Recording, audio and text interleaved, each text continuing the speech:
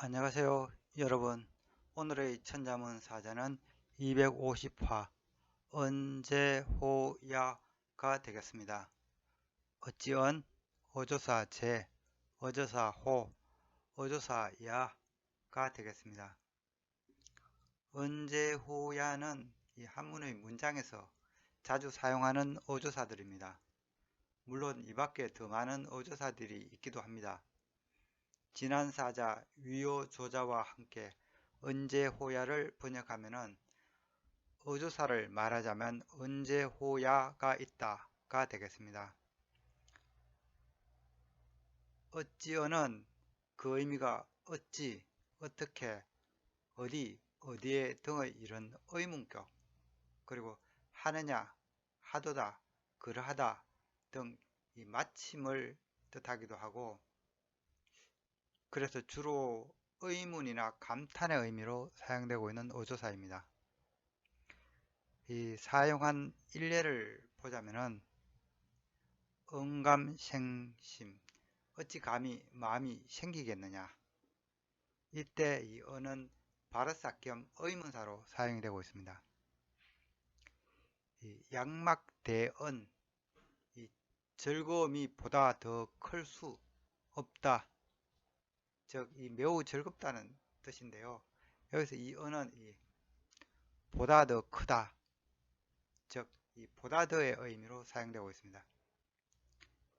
오불관언, 나는 이 관여하지 않겠노라. 이때 언은 이 마무리의 의미의 단호한 마침의 의미로 사용되고 있습니다. 어조사 제도 이 감탄이나 의문을 전하는 어조사로 종종 사용되고 있습니다. 오호통제, 이 슬픔을 부르는 이 아픔이로구나. 즉 제는 이 감탄의 마무리로 사용되고 있습니다. 천하언제, 하늘이 어찌 말을 하든가. 즉 이때 제는 이 의문의 마무리로 사용되고 있습니다. 태제, 위태롭고 위태롭구나. 이때 제는 이 감탄의 의미가 담겨 있습니다. 어조사호는 이 의문 혹은 긍정의 어조사로 많이 사용되고 있는데요. 불력, 열호, 기쁘지, 또한 기쁘지 아니한가. 결국 기쁘다는 말이니 이 의문사 혹은 이 긍정의 의미로 이 호가 사용되고 있습니다. 탁호, 낭급, 이 높아서 따르기 힘들다. 즉 이 호는 강조의 의미로 사용되고 있습니다. 출호이, 반호이, 이 너에게서 나간 것은 너에게로 되돌아온다. 이때 호는 이 그러하게 된다는 상태를 뜻하고 있습니다. 다음은 이 어조사 야인데요. 이 어조사 야도 보통 읽기 야라고 해가지고 문장을 주로 연결하거나 마무리하는 어조사로 자주 사용됩니다. 또는 이것 저것을 지시하거나 바로사로도 사용되고 있고요. 시야, 비야, 옳거니, 그러니 하다, 즉 그러하다는 의미로 야가 지금 사용되고 있죠. 야자, 불방, 즉 야자, 이대로는 방해가 되지 않는다. 이때 야는 이것을 지시하는 어조사입니다. 그리고 이 극기야, 의미는 이제 거기에 미치니, 즉 마침내를 뜻하는데요. 여기서 야는 이 마침의 어조사로 지금 사용되고 있습니다. 이 밖에도 다양한 용법들이 있지만 저도 아직 한문 지식이 미천해서 조사 활용에 대해서는 조금 많이 까막눈입니다. 그렇지만 이 언어처럼 이 한문도 자주 접하다 보면 자연스럽게 각 조사들의 적절한 용법을 깨달을 수 있을 것이라 생각됩니다. 그럼 글자에 대해 살펴보도록 하겠습니다. 먼저 어찌언을 설명드리겠습니다. 이 자는 이 발을정, 그리고 이 아래 받침으로 이 세조자가 있는 형태입니다. 발을정은 이미 여러 번 설명이 있었습니다. 각골자를 보면은 이 나무말뚝, 얼뜻한 이 못정자와 발지자의 합자입니다. 이는 말뚝을 발로 밟는 것을 그렸다고 할 수 있는데요. 이 말뚝은 정으로 밟지 않으면 땅에 정확히 박히지 않기 때문에 이 바르다, 올바르다, 바로잡다는 의미를 갖고 있습니다.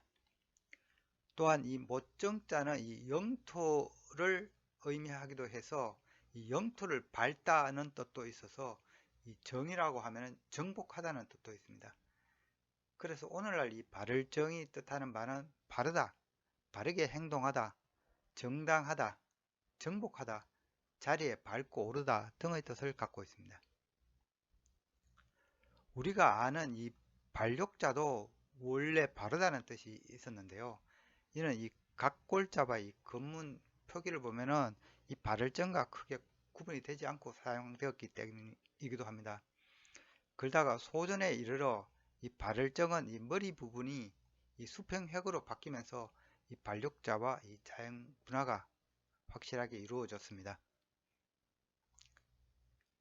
세조자는 이가 키가 큰 새를 그린 상형문자입니다. 주로 황새, 오가리, 외가리, 부엉이 등 큰 새를 의미하는 경우에는 이 세조자를 기본적으로 구동자로 사용하고 있습니다. 그 대신 작은 새는 이 세추자가 구성자로 들어가고 있고요. 그렇지만 그 구분은 그렇게 절대적이지는 않은 것 같습니다. 이 세조자가 뜻하는 바는 새 또는 이 봉황이 되겠습니다. 어찌어는 원래 장강에 살던 이 노란 물새를 그린 상형문자라는 설이 있습니다. 검문자형을 보면은 이 새 옆에 밟다는 의미가 있는 이 발을정이 있어서 모래톱에 발자국을 남기는 물새를 그린 것이 아닌가 싶기도 합니다. 전 세계적으로 새와 관련된 속설은 많습니다. 특히 동북아시아에서 새는 이성과 저성을 매개하는, 즉 이성과 저성의 소식을 전하는 짐승으로 보기도 하였습니다. 그리고 새는 이러한 새로운 뭔가 소식을 물어온다는 속설이 있어서 낯선 새가 마당에 들어오면 뭔가 새로운 일이 생길 조짐으로 사람들은 여기기도 하였습니다.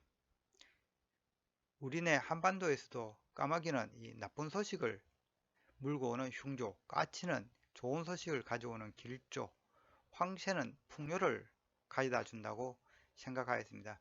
그리고 제비가 집을 나가면 이 집안이 망할 조짐으로 보기도 했습니다. 이렇듯 새가 무언가 소식을 전한다는 이런 상징성 때문에 이 새를 그린 이 어찌어는 무언가라는 조사로 사용되고 되기 시작했다고 짐작이 됩니다. 그래서 이 어찌어는 그 의미가 어찌, 어떻게, 어디, 어디에, 보다 더, 이에, 그래서, 이리, 하느냐, 하도다, 그러하다 등의 어조사로 현재 사용되고 있습니다. 다음 자는 어조사 제입니다. 이 자는 이 입구자와 이 잡을 집의 합자입니다. 입구자는 제가 여러 번 말씀드렸지만 입을 그린 상형문자고 그 의미가 입, 주둥이, 입구, 말하다 등을 의미합니다.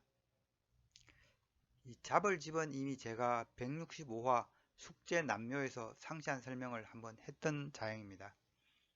이 자는 단독으로는 쓰이지 않으며 구성자로 많이 쓰이고 있습니다. 잡을 집은 이 창을 잡고 이 날카로운 이 날로 이 풀을 베는 것을 그린 자형입니다. 그래서 그 구성은 이 창과자와 이 풀초자의 합자입니다.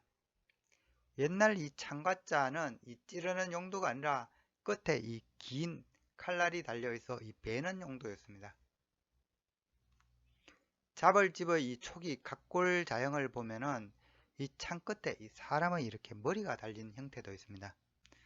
그래서 이 잡을집의 각골자의 의미 중에는 재앙을 뜻하기도 했습니다. 한편 이 다른 자형들을 보면은 이 창 끝에 이 풀이 잘린 것을 그려져 있습니다. 이 창날로 풀을 벤다는 의미입니다. 잡을집은 이 창을 잡고 그래서 이 무언가 하는 것으로 풀이되어 잡다는 뜻을 가지게 된 것으로 보입니다. 그러나 오늘날 이 잡을집은 이자를 쓰지는 않죠. 대신에 이 밀가루 반죽을 이 두 손으로 잡고 굴리는 것을 그린 이 형태의 잡을집이 널리 사용되고 있습니다. 제가 일전에 설명드린 바 있습니다. 한편 이 잡을집은 근문에서부터 그 의미에 따라 이 비롯할 재, 이 심을 재, 이 재앙재, 실을 재 등의 다양한 자형을 만들어내게 됩니다. 각골에서 이 잡을집은 이 창으로 이미 사람을 이렇게 베는 것으로도 풀이되어 재앙의 의미가 이미 어느 정도 갖고 있었습니다. 그래서 그 의미를 명확하게 한 것이 이 받침에 이 불화자를 넣은 이 재앙재가 되겠습니다. 또한 창에 달린 것이 이게 풀이 아닌 이 나무의 어린 묘목으로 풀이해서 이 뭔가 농기구로 땅을 파서 이 묘목을 심는 걸로도 풀이가 되는데요. 그래서 이 받침에 이 나무목을 넣어서 이 심을재를 따로 만들었습니다. 그래서 이 심을재는 어린 삭, 묘목의 뜻도 있습니다. 또 나수로 이 풀을 베었으니 수레에 실어 이 나른다는 표현으로 이 받침에 수레글을 넣은 자형이 있습니다. 그래서 이 자형은 실을 재가 되겠습니다. 수레에 이 벤 풀을 싣다는 의미입니다. 마지막으로는 이 잡을집은 이 농기구를 잡고 일을 시작하다는 뜻이 있는데 이를 구체적으로 표현한 것이 이 바로 비롯할 재가 되겠습니다.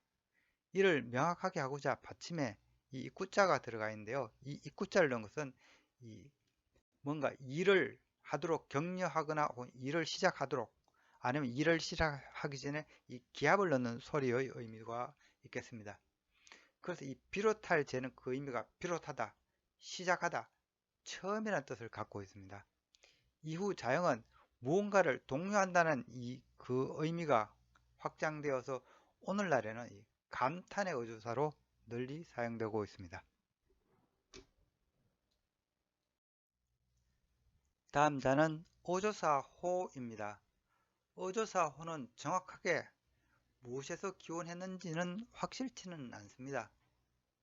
대신 이 어조사 호는 이미 언급된 적이 있는 이 어조사 해와 이 자형상으로 서로 닮은 구석이 많습니다. 어조사 해는 이 재단을 그린 이 볼시와 그 위에 기물을 올린 것이라고 197화 탐도관시에서 제가 한번 설명드린 바 있습니다. 오늘날 이 어조사 해도 감탄의 이 어조사로 사용되고 있습니다. 그리고 이 저자시와도 많이 닮아 있습니다. 저자시 역시 물건을 사고 파는 이 가게를 그린 자형입니다.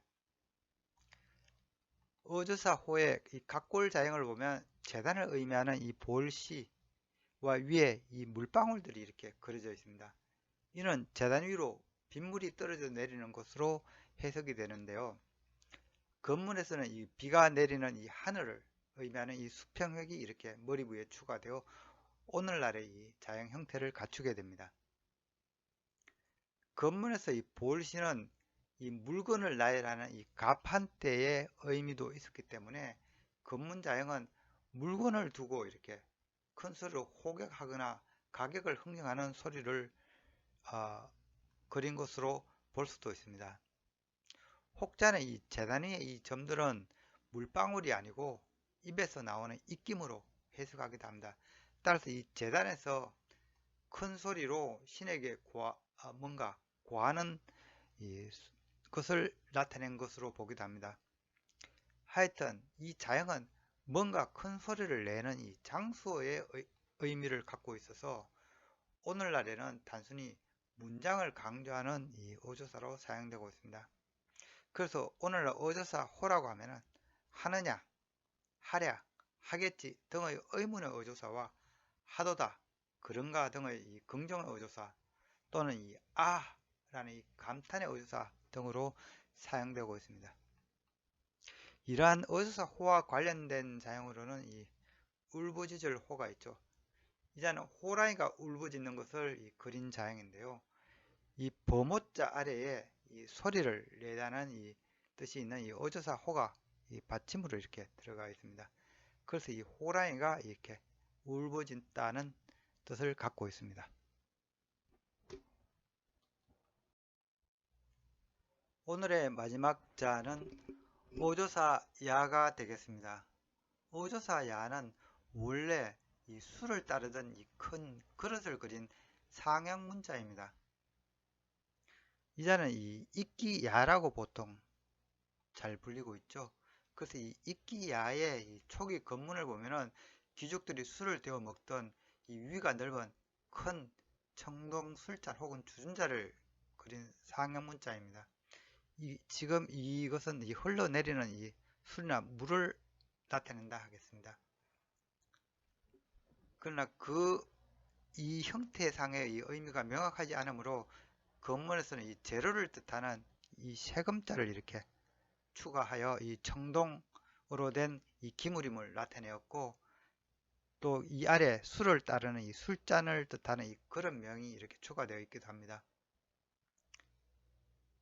이 사진은 이 왕과 귀족들이 이 의례 예식에 사용하던 이 청동기 술 그릇이 되겠습니다.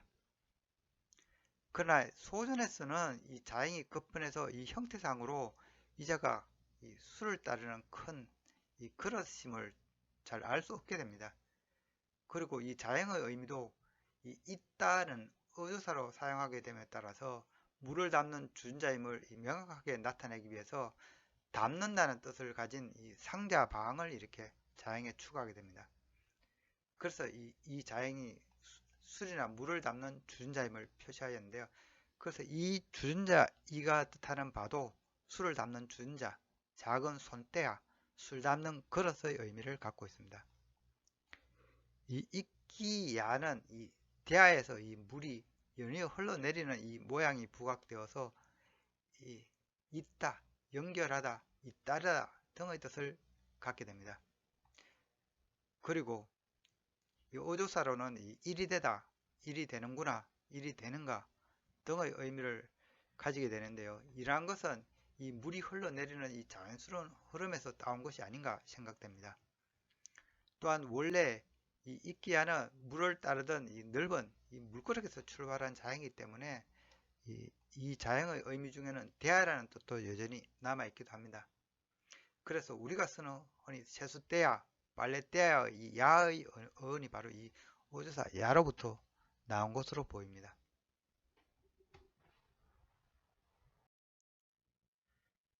이상으로 오늘의 천자문사자 언제호야, 즉 어조사를 말하자면 언제호야가 있다는 사자성어를 마치도록 하겠습니다. 혹자는 위호조자 언제호야를 풀어서 해석하기도 하는데요. 이러합니다. 내 말은 하늘이 도와서 이런 것이니 이에 마치게 된 호야 것이니라. 이 밖에도 다른 해석들이 있기도 합니다. 하지만 생략하도록 하겠습니다. 마지막으로 논어 2인편에 나오는 제가 좋아하는 글귀 하나 소개해 드리면서 마치겠습니다. 덕불고 필유린, 이 덕이란 것은 외롭지 않고 반드시 함께하는 이웃이 있다는 말입니다. 후기가 되겠습니다. 이제 천자문 풀이를 마치면서 이 천자문 풀이 시작을 권유한 친우에게 무척 감사하다는 말을 먼저 전하고 싶습니다. 그리고 중도에 포기하지 않도록 격려해준 가족과 친우들에게도 감사의 말을 전합니다. 올 남은 2달 동안 몸과 마음을 잘 추스르고 내년에 다시 천지 현황부터 재도전해 볼까 합니다. 다시 하게 된다면 천자문 자해와 천자문 문해를 별도로 구성하여 책자 발간까지 했으면 하는 바람입니다. 지금까지 꾸준히 시청해 주신 독자님들께 깊이 감사드립니다.